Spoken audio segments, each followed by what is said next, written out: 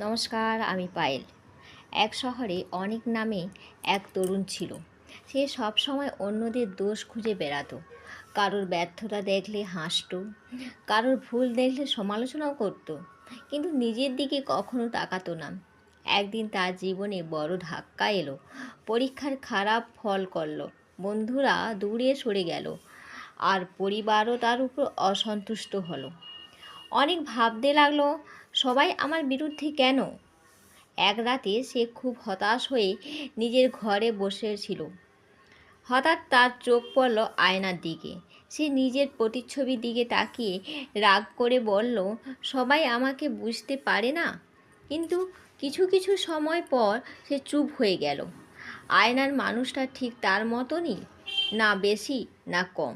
সে বুঝতে শুরু করলো, আয়না কখনো মিথ্যা বলে না, তুমি যেমন ঠিক তেমনটাই দেখায়।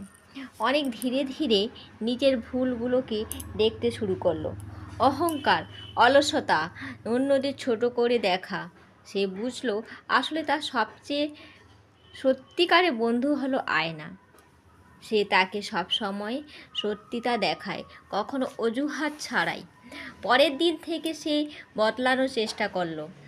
অন্যদিকে অন্যদের দোষ না দিয়ে অন্যদের দোষ না দেখে নিজের উন্নতির দিকে সে মন দিল। সময়ের সাথে সাথে তার ফলাফল ভালো হলো। তোমার সবচেয়ে আপন বন্ধু হলো আয়না, কারণ সে তোমাকে তোমার আসল রূপটাই দেখায়। নমস্কার বন্ধুরা।